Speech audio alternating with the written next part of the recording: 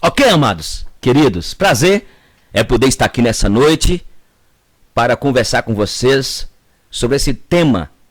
É um tema empolgante, não tem coisa que eu gosto tanto de falar sobre esse tema família, casamento, porque eu entendo que família, casamento é um projeto de Deus. Foi Deus que idealizou a família, o casamento. E eu quero começar falando sobre algumas coisas que não nos ensinaram sobre o casamento. Quando eu estava solteiro, você estava solteiro, existem algumas coisas que não nos passaram, não nos ensinaram. Há uma escassez muito grande, quanto à preparação dos nubentes, dos noivos, para o casamento. E muitos têm sofrido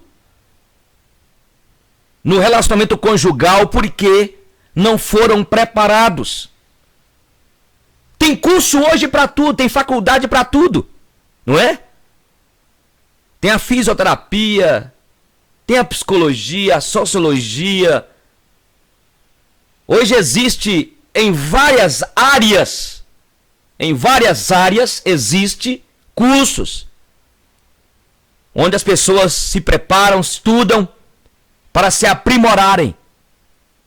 Mas nós não temos uma universidade, uma faculdade onde podemos nos estudar, pelo menos aprender um pouco de teoria, não é? Existe a Universidade da Família lá em São Paulo, nós temos até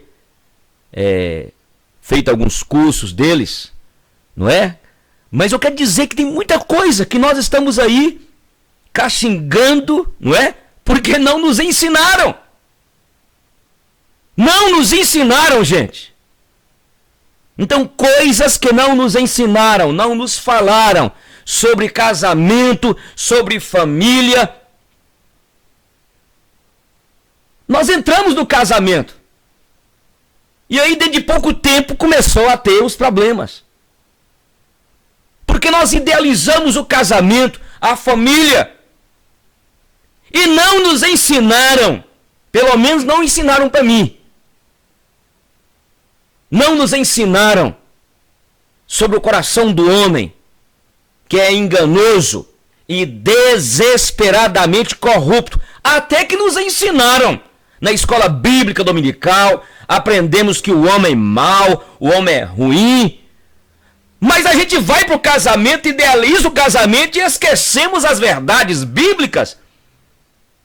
Esquecemos as verdades bíblicas que nós estamos numa caminhada, relacionamentos interpessoais limitados, porque somos imperfeitos. Não é? Nós temos lá, desde Gênesis, o nosso pai Adão que pecou, e nós trazemos essa herança que está aqui dentro de mim e de você. Mas o que aconteceu?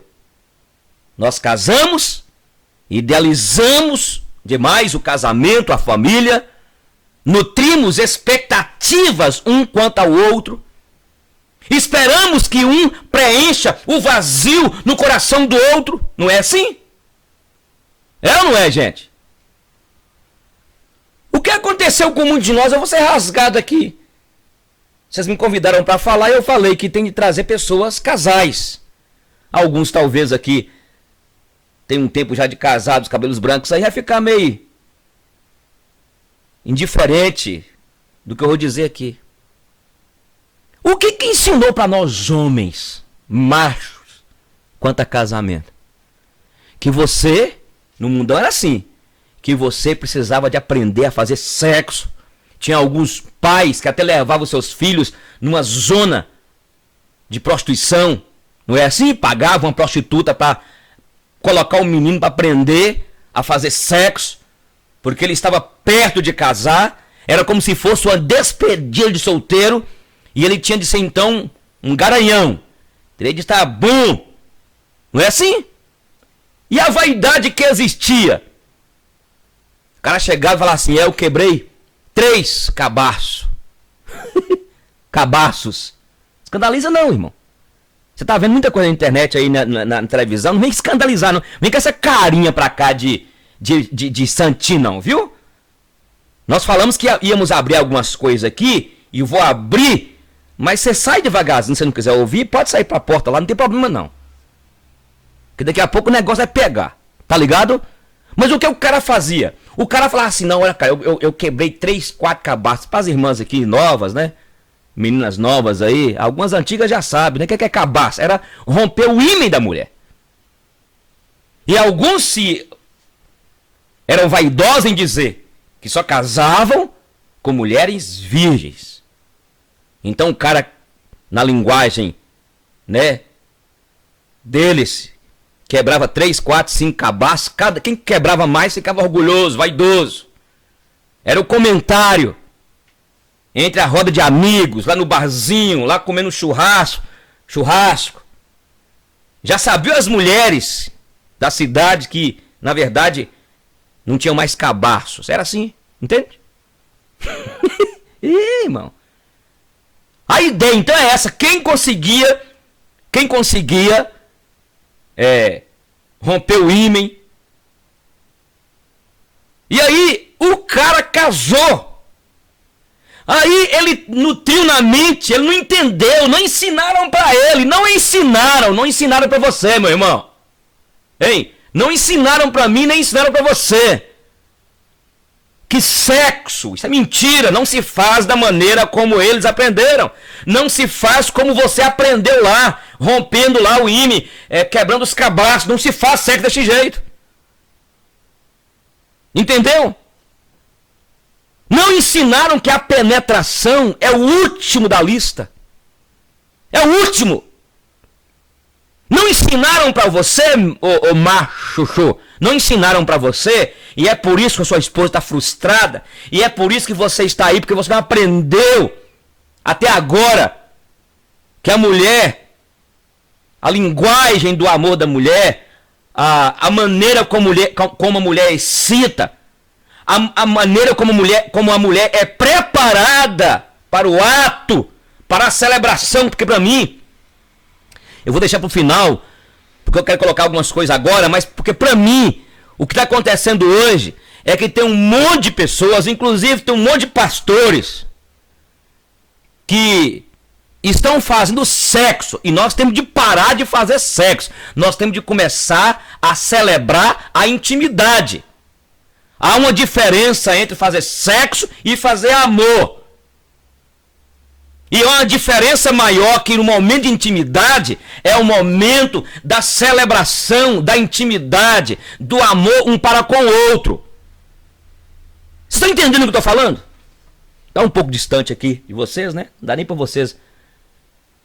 Veja bem, coisas que não nos ensinaram. E o cara casou, estuprou a mulher na primeira e segunda noite, né? Porque homem é o seguinte, homem é um trem doido, homem já levanta preparado, não é? Já levanta preparado. Testosterona, ó, lá em cima. A mulher não, a mulher é todo um processo, No final nós iremos falar sobre isso. A mulher que tem que ser preparada, elogiada, compreendida. Penetração é o último, mas o que você aprendeu, irmão? O que você aprendeu? E até hoje não aprende, não ainda caiu na real. Que sexo, que celebrar intimidade, fazer amor, tem nada a ver com penetração, cara. Tem rapaz aí namorando aí que faz mais sexo do que você, faz mais esse momento íntimo que você. Permita-me ser rasgada aqui. Antigamente, você fazia muito mais do que hoje. Porque antigamente tinha toda aquela poesia. Porque depois que casa, aí a gente deixa de lado o essencial. E fica apenas com o secundário. Então, para mim, sexo, penetração é secundário. Mas tudo bem, vamos seguir em frente. No final nós vamos falar sobre isso. Porque está aqui, olha. Veja bem, o que não nos ensinaram sobre casamento, sobre família. Não nos nos ensinaram que casamento é uma oportunidade para crescimento, que relacionamento conjugal é uma oportunidade para crescer. Além do projeto de Deus, que ele diz: crescei e multiplicai. Além de ter a bênção da intimidade, de celebrar a aliança. Mas é a oportunidade de crescer, são duas pessoas que se encontram. É o que diz a Bíblia aqui no texto que nós lemos. Melhor serem dois do que um.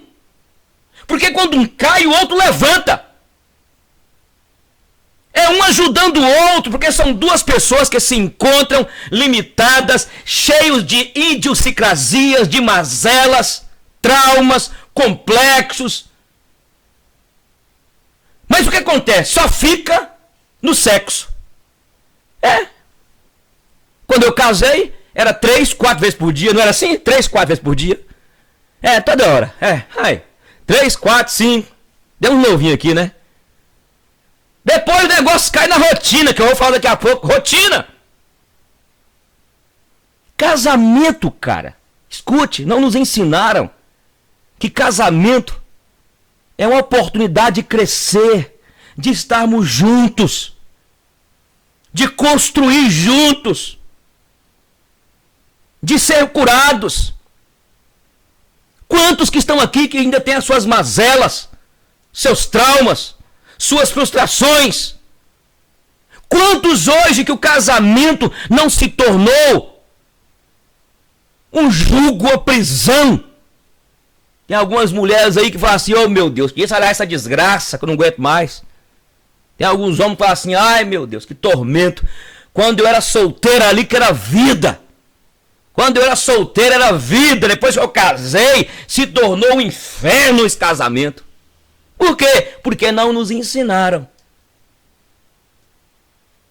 que viver a vida a dois é um desafio. Que viver a vida a dois tem as implicações. Casamento é uma via de mão dupla, não é de mão única. É um ajudando o outro, é um somando na vida do outro. Casamento é partilha. Te ensinou isso, que casamento é partilha? Olha o que diz o texto bíblico. Deixa o homem, o seu pai e sua mãe, unir-se à sua esposa e serão os dois o quê? Uma só carne. Entendeu? É isso aí. Aí não nos ensinaram sobre isso, gente. Não nos ensinaram que é crescimento. Não nos ensinaram que casamento não vem pronto. Não nos ensinaram. Presta atenção. Não te ensinou que casamento, você não pode esperar do outro. Você esperava que a sua esposa resolvesse todas as carências da sua alma. Você esperava que o teu marido preenchesse o vazio da sua alma. Alguns casaram esperando que o outro o fizesse feliz. Por isso precisamos de voltar para o Éden. Adão já era feliz. Adão não casou para ser feliz. Adão casou porque houve um projeto de Deus pré-estabelecido. Quando Deus disse: não é bom que o homem esteja só, na mente de alguns teólogos, de alguns pregadores, ficam pensando que Deus, na verdade, esqueceu. Deus foi apanhado de surpresa vendo Adão sozinho, carente lá. A força do texto que Moisés escreve, se você fosse traduzir numa linguagem de hoje, seria traduzida a frase o seguinte: quando Deus viu que o homem estava só, a ideia é, e Deus então conclui o seu projeto de entregar para Adão a sua companheira. Por isso que casamento, quando fala não é bom que o homem esteja só, a ideia não está ligado ao casamento apenas. Está ligado que Deus nos fez para vivermos e comermos o pão da fraternidade. Você está entendendo o que eu estou falando? Alguém está entendendo aqui? A ideia é exatamente que quando Deus nos fez a imagem e semelhança dele, ele nos fez seres sociáveis para comermos o pão da fraternidade, para estarmos juntos. Porque foi projeto dele desde antes que ele iria fazer o homem à sua imagem e semelhança. E quando diz não é bom que o homem esteja só, era simplesmente a ideia do texto é que Deus resolveu dentro do tempo certo. E ninguém sabe qual foi o tempo, porque 1000 dias, 1000 anos para Deus é como um dia como 1000 anos. Ele fez então Eva, a companheira, que é muito mais quando a pessoa fala assim, poxa vida, Adão estava sozinho, o povo pensa em sexo. Eles não entendem. A mente até de alguns crentes estão assim, tão perturbadas, que fica pensando, tá vendo Deus, só fez a Eva para Adão, eu tô aqui carente. Por isso tem muitos frustrados, porque casam pensando que sexo vai resolver o problema. Esse tempo um rapaz me perguntou, pastor, se eu casar, será que eu vou resolver meu problema de masturbação? Eu falei, vai ajudar, mas resolve esse problema antes. É igual alguns que querem casar para saírem de casa. Alguns querem casar para resolver um problema por causa do pai e da mãe. Alguns querem casar por muitos motivos, senão... E deveria casar, porque entende que casamento é um projeto de Deus e quer fazer parte desse projeto e entende que Deus está colocando em suas mãos a missão de casar, de ter filhos e viver para a glória de Deus. E é por isso que não nos ensinaram sobre isso. Não nos ensinaram que casamento é um projeto por Deus pré-estabelecido. Ele nos dá a liberdade de fazer escolha, sim. Ele nos dá a liberdade de escolher e procurar alguém, sim. Mas não sustenta casamento a paixão, o amor. Então, não nos ensinaram, olha bem, não nos ensinaram que casamento não vai resolver esses buracos da minha alma. Não nos ensinaram que você tem de casar já feliz. Não nos ensinaram essa realidade do Éden, que Adão já era feliz. Entende? Ou não? Se não, você vai fazer do casamento um refúgio. E tem gente fazendo do casamento um refúgio. Eu não estou dizendo que Deus pode utilizar essas questões da vida, as carências, mas eu gostaria que você entendesse isso, irmão. E é por isso que tem tanto casamento frustrado, tantas pessoas vivendo uma desgraça. Entende o que eu estou falando com vocês? Não nos ensinaram sobre isso. Não nos ensinaram que casamento tem rotina. Rotina. A mesma casa, o mesmo quarto, a mesma cama, o mesmo cobertor, o mesmo homem e a mesma mulher todo dia, todo dia. Rotina, casamento tem rotina. Casamento tem rotina, mas de vez em quando tem novidade. E é por isso que existe aí troca de parceiros, troca de casais. E é por isso que tem homens aí procurando fora do casamento a amante, a mulher ou o amante. Homens que renomados aí indo nas esquinas das ruas, das capitais, das cidades, procurando um travesti, procurando alguém para poder executar suas fantasias, as mais esdrúxulas, as mais loucas, e vivendo uma falsidade, uma hipocrisia dentro do casamento, porque não ensinaram para eles que casamento não é para resolver os meus anseios profundos, as minhas maluquices, as minhas fantasias. As minhas fantasias. No final vamos falar aqui sobre fantasias.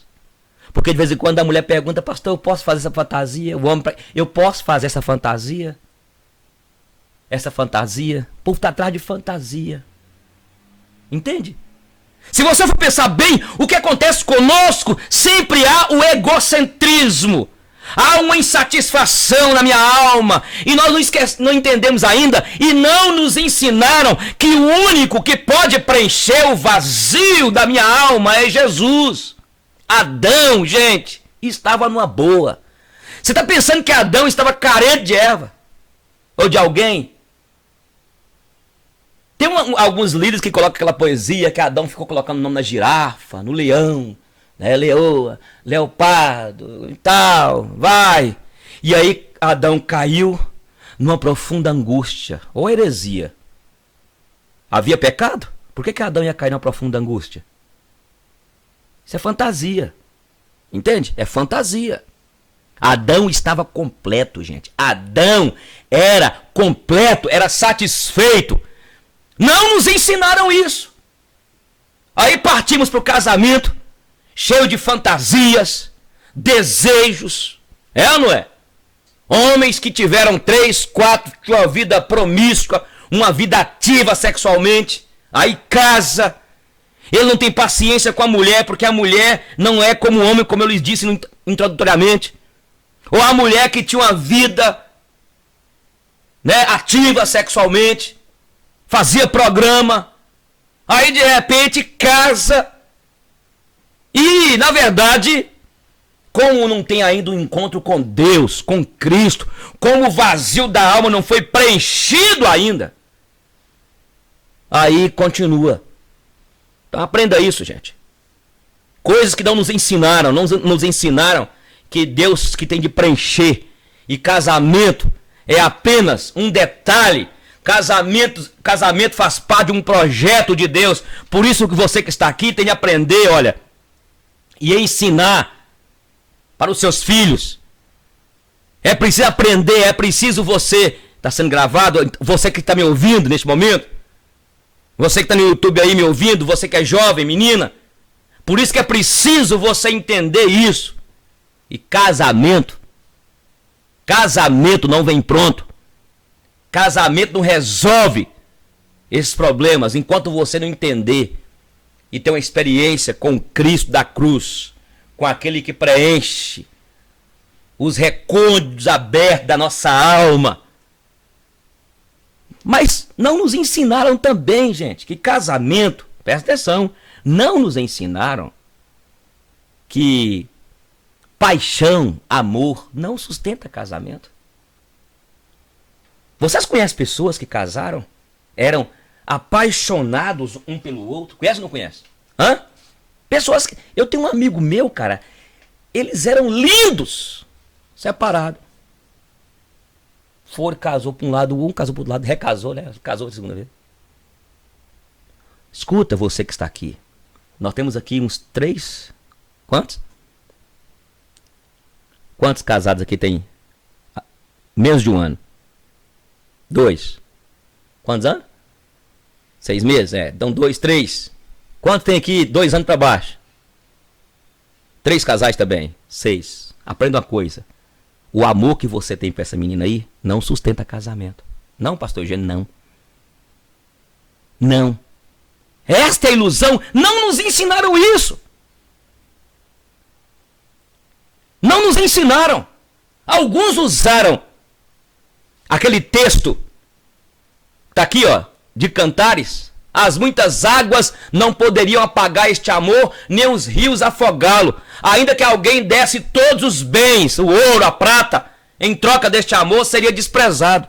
Mas que amor é esse aqui que Cantares está falando? Que amor é este aqui?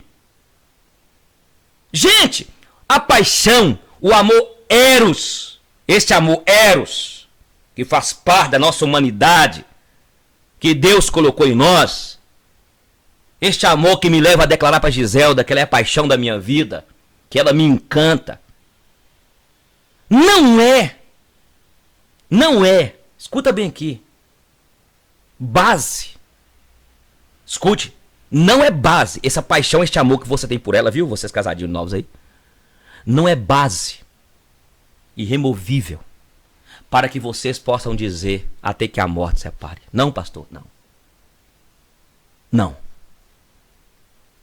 O amor eros não é um amor absoluto.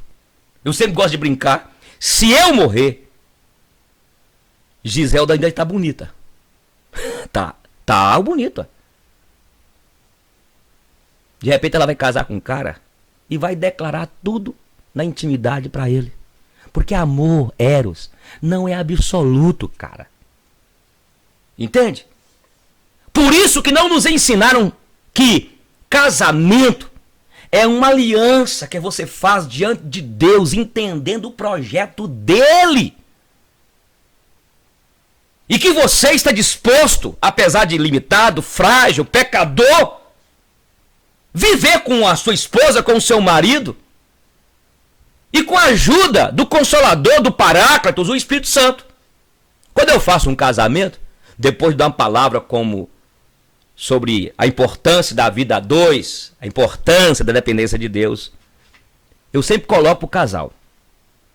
Na hora que eles vão colocar aliança no dedinho, anular um do outro, eu peço ao marido para repetir algumas palavras, alguns falam alguma poesia, mas eu não permito que eles terminem colocando aliança no dedo do outro, se não falar o seguinte: todos estes votos que eu acabei de fazer aqui, minha amada, minha querida, meu amor, sei lá, eu peço ajuda ao meu Deus, porque sou pecador e dependo da ajuda dele, que é o perfeito e que instituiu a família. E aí um coloca o dedo do outro, a aliança. Não nos ensinaram isso. Partimos com o coração aberto, não é? Não nos ensinaram, gente, muitas coisas que aí nós estamos aí extenuados, brigando. Não nos ensinaram sobre o papel do marido, sobre o papel da esposa. Lê o texto, porque nós não fizemos a preparação. Entende? Não nos ensinaram. Não nos ensinaram. Presta atenção. Não nos ensinaram que cada um de nós carrega as nossas crises do ser, que eu já falei até um pouquinho antes, traumas. Já contei para vocês aqui. Quando eu e a Giselda casamos, fomos morar em Januária. Eu com os traumas complexos. Chegou um dia lá, Giselda assustou comigo. Eu cheguei da escola, estava terminando o meu científico, e Giselda falou, chorando, que estava decepcionada comigo, que não imaginava que eu era aquele homem. Não imaginava que eu era aquele homem.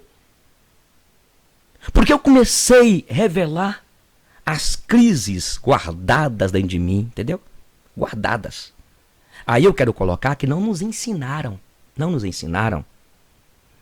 que quando a gente casa, nós revelamos quem somos. É ou não?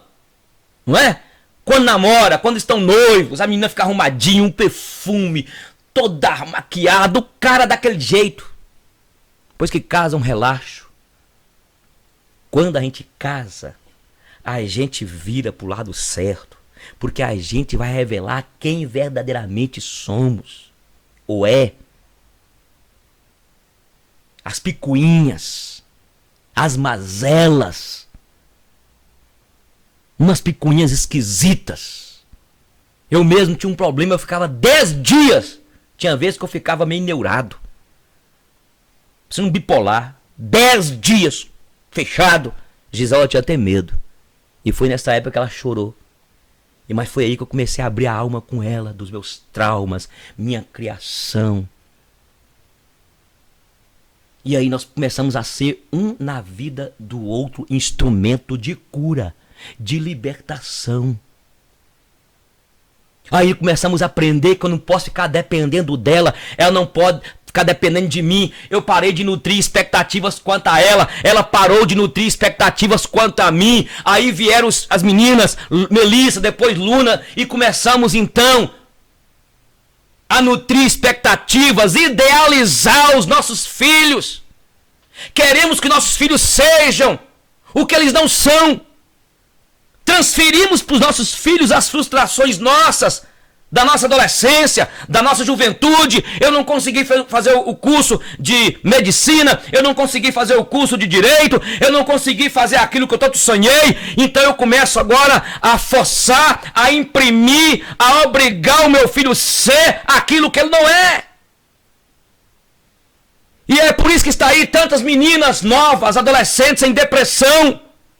E permita-me dizer isso aqui, vocês sabem, né? A OMS, a Organização Mundial da Saúde, já declarou que no ano 2020, a doença que vai mais matar, em segundo lugar, depois das doenças cardiovasculares. Sabe qual que é? A depressão. A quantidade de meninas fazendo faculdade, usando medicamentos, usando ansiolíticos, usando Rivotril, usando medicamentos porque são meninas, meninos decepcionados com tudo. Porque nos ensinaram, gente. Porque nós vivemos numa sociedade capitalista, materialista, onde o ser humano tem esquecido que é um ser, que tem uma alma, que tem um espírito.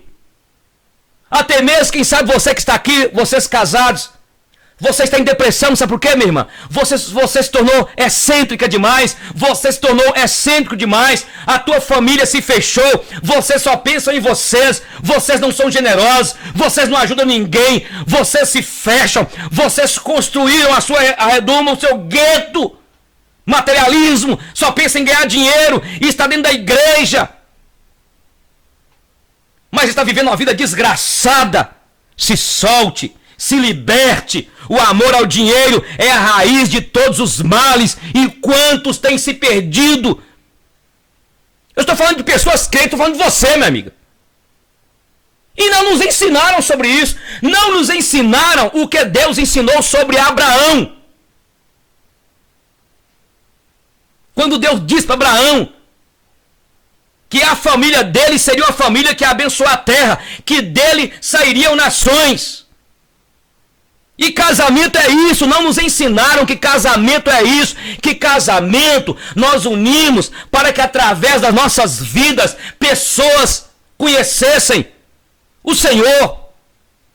Através do meu casamento, que tem as limitações, que tem as imperfeições, eu possa ganhar outros casais, outras famílias. E é por isso, gente, que nunca vi tanta troca de cônjuges. Lá em Montes Claros, onde eu trabalho já há 19 anos. O que aconteceu? Programa na rádio, um camarada me encontrou.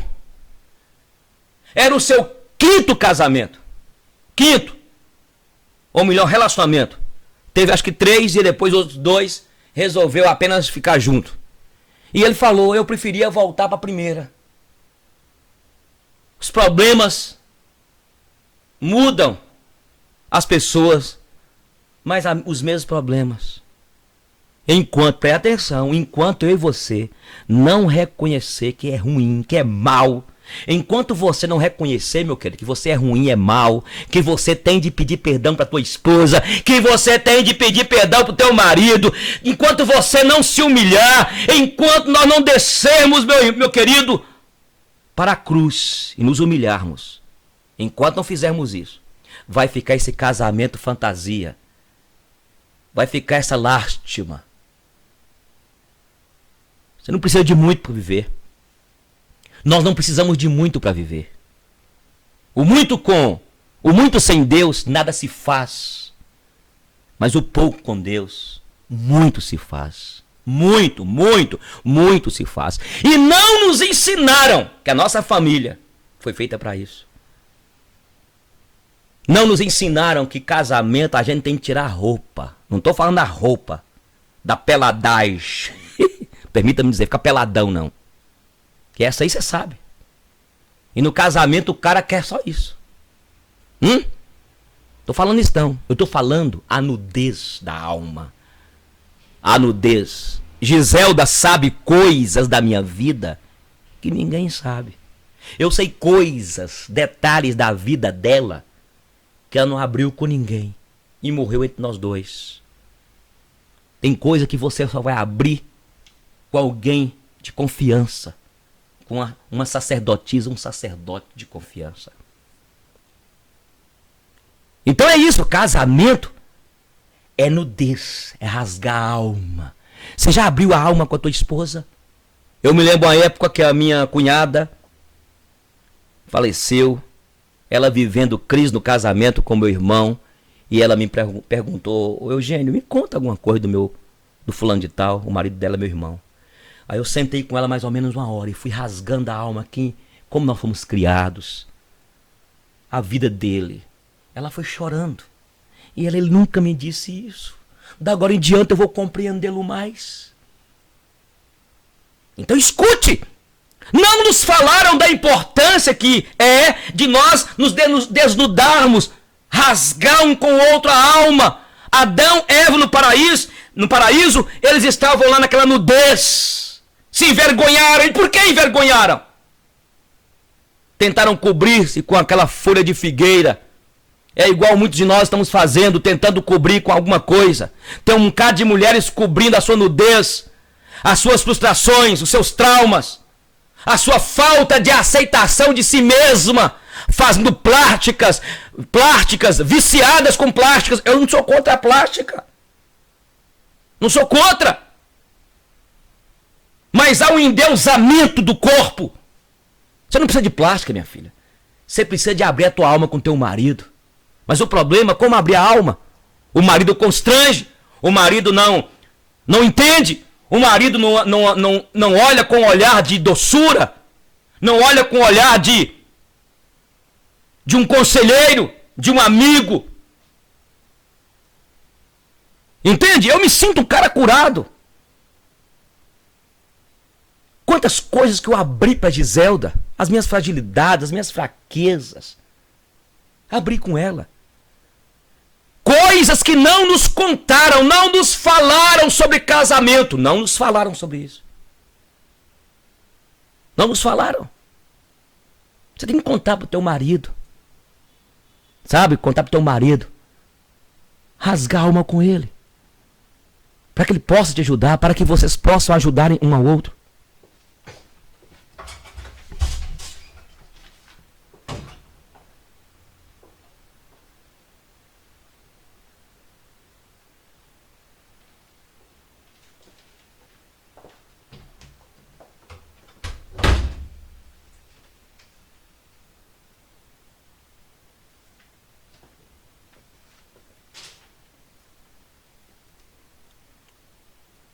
Entende?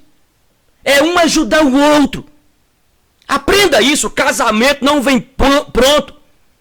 É um lugar onde as almas, os cônjuges vão viverem juntos.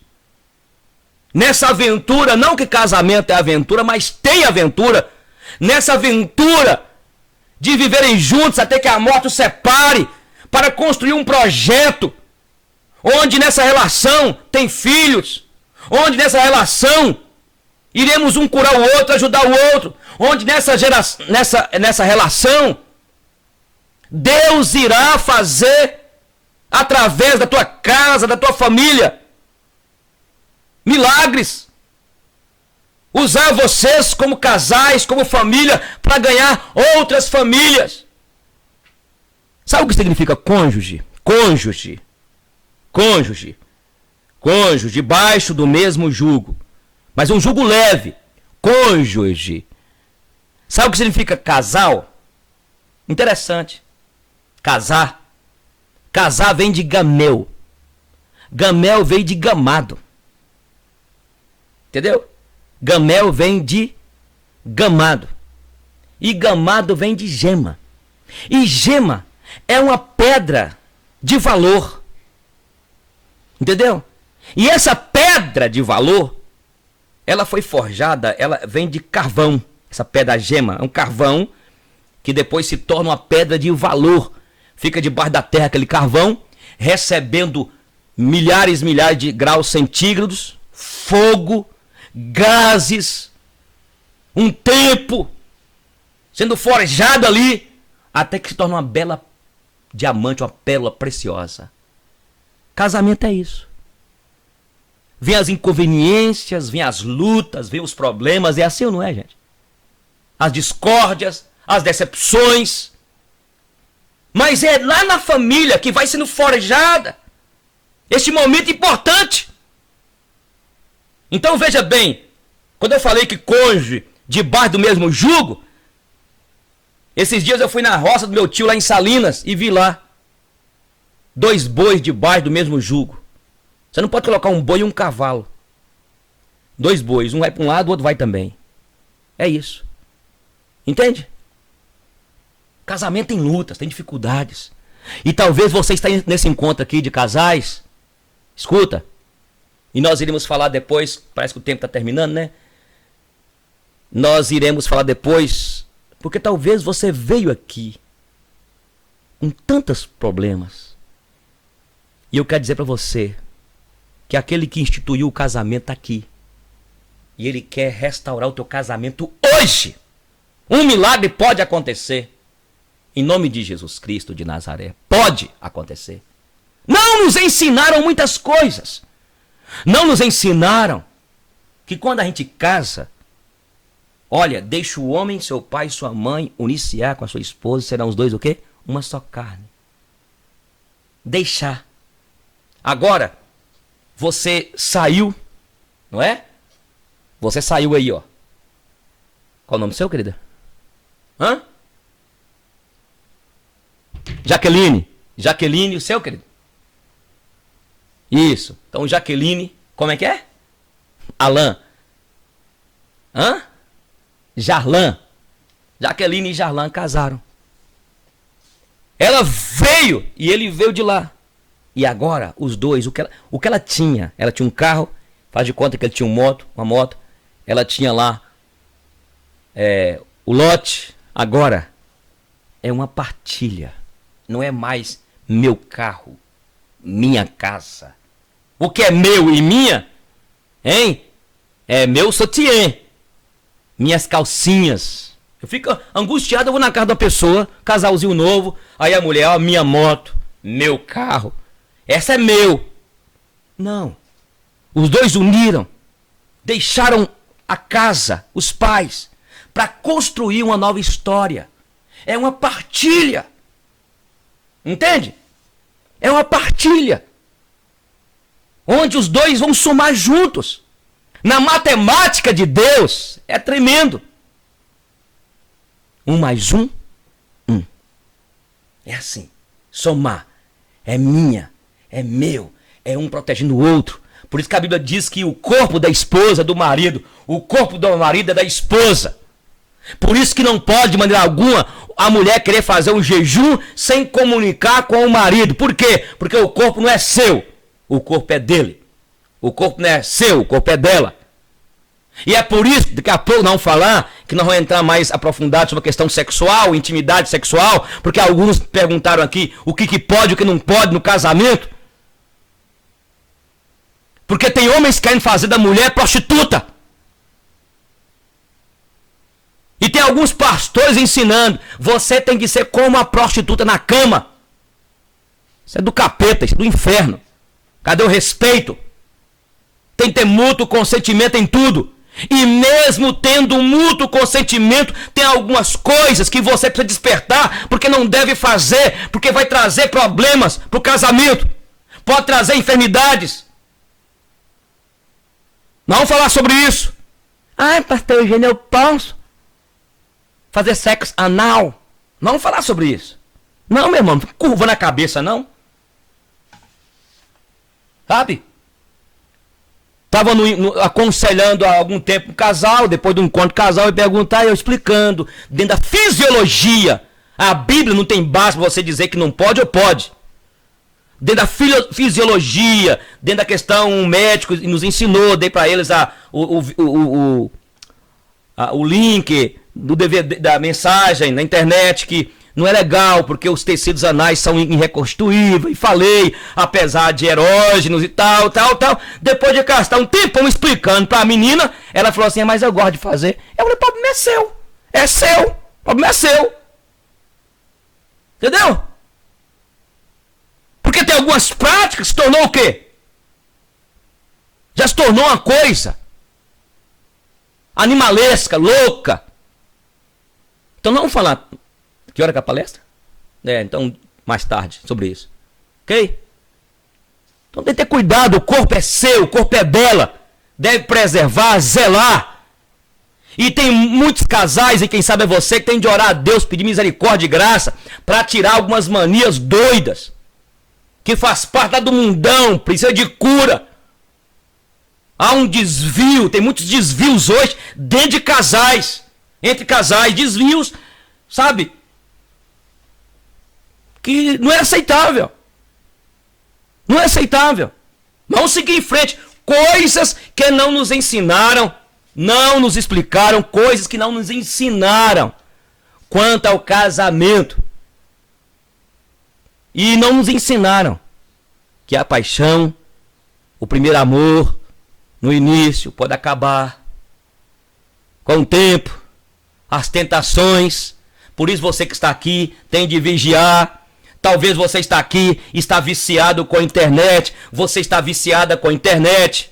Aconteceu na nossa cidade de Montes Claros um caso de uma mulher que entrou em contato num site lá, sei lá, de um cara, entrou em contato com um cara fora de São Paulo, Rio de Janeiro, não sei, e começou então a sentir atraída pelo cara. O cara começou a mandar pela webcam o seu corpo, despir ela também, acabou ela indo lá, separou do marido, fez uma loucura. Porque é exatamente você que está carente, porque eu falei com vocês da rotina. De repente você começa a entrar na rotina e começa a entrar no site e você começa a ver aquelas gravuras lá, aqueles sites de mulheres bem torneadas, aqueles homens bem torneados, e aí você pode encantar, gente, encantar. Eu vi o caso dessa mulher que encantou com o cara. Desgraçou o seu casamento, a vida do seu marido, seus filhos, a sua própria vida. Depois o cara é daqueles garanhões, gigolôs, que só queria pegar mulheres para aproveitar. Pessoas que estão aí sofrendo, quem sabe você, cuidado, para que você não se entregue. Não se entregue, homens viciados em sites pornográficos. Deus me trouxe aqui, e esse encontro de casais, esta reunião nossa aqui hoje, amanhã, tem como propósito, sabe o quê? Que você seja curado enquanto é tempo. Porque Deus vela para aqueles que temem a Ele, mas Deus está te chamando, dizendo, conserta a tua vida enquanto é tempo. Não nos ensinaram sobre isso, que o amor um pelo outro, com o problema do dia a dia, pode acabar, mas temos um Deus que pode restaurar a paixão, o primeiro amor. Eu tive uma experiência na cidade que eu trabalho, lá em Montes Claros, há 17 anos, de uma moça que havia, uma jovem senhora que havia se entregado sexualmente, até na intimidade com o marido, pensava no outro lá, um colega, um amante. E ela falou comigo, mas pastor Eugênio, eu não quero separar, eu ainda sinto alguma coisa do meu marido, o que eu vou fazer? E eu me lembro naquela tarde que nós ajoelhamos, e eu perguntei, você crê que Deus pode restaurar? Você quer isso? Oramos. Depois de algum tempo eu pude ver, e ela testemunhando para mim, para minha esposa, a paixão que ela tinha para o seu marido. Ela passou a ter uma repugnância contra aquele amante que só aproveitou daquele momento, disse palavras maravilhosas, porque a verdade é essa: no início da paixão, o encanto é assim, depois vem o fel, tudo é doce, é gostoso, é maravilhoso, você vai ver beleza, você não vai ver os espinhos. Você vai ver flores onde só há espinhos. Você vai ver grama verde. Você vai ver, na verdade, o chão molhado onde é deserto. Paixão é loucura, encanta. E quem sabe você está aqui. Quem sabe você que me ouve está encantado, está encantada por um homem, por uma mulher. Cuidado para que você não joga fora o teu casamento. Depois de tanto tempo, você vai perder a sua honra. desonrar o seu marido, desonrar a sua esposa, desonrar os seus filhos, desonrar os amigos, desonrar a família, desonrar a Deus. Não troque a sua bênção por um prato de lentilhas, como fez Esaú, que depois de chorar amargamente, não conseguiu ter de volta. Estão entendendo, gente? Eu vou terminar, vencer o horário. Já deu 45 minutos, 50 minutos? 50? Só quero terminar e dizer o seguinte. Cuidado, vigia enquanto é tempo. Vigia. Tem muita gente encantada, quem sabe é você encantado. Mas eu quero dizer que o Espírito Santo de Deus está aqui para jogar por terra esse encanto e fazer você encantar pelo teu marido. Lembra de Eva no paraíso? Na minha visão, eu sempre gosto de brincar que Eva tinha ali, era um genipapo. O povo fala que nada, pastor, era uma fruta exótica. Não, era genipapo, amargoso, azedo melhor. Porque a Bíblia diz que Eva, ao olhar, encantou. O coração dela foi atraído pelo encanto. Você pode ver que a maioria dos homens, quando caem com mulheres feias.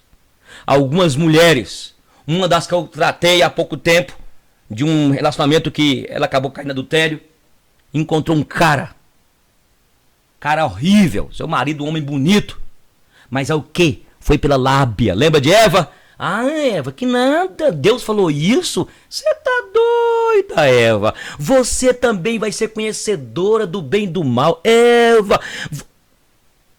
nós vivemos nossa sociedade que dia e noite e dia, através da internet, da televisão, da mídia, do seu aí, ó, WhatsApp. O inimigo está usando todos os meios para te encantar. Eu não sou contra o WhatsApp, eu não sou contra a internet, nada disso. Mas o diabo tem usado todos os meios, como fez no Éden com Eva, para encantar você, para desviar você, para tirar você dos propósitos de Deus, para tirar você do caminho. Por isso que eu falei que era genipapo, porque ela foi encantada e você vai ver doce onde é azedo. Você vai ver algo que está podre, mas você não vê a podridão.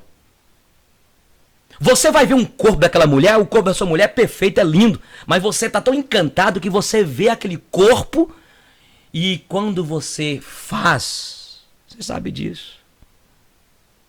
Tem isso da expressão de algumas mulheres, pastor, por que eu fiz aquela coisa? E você sabia, porque isso é comprovado pela psiquiatria.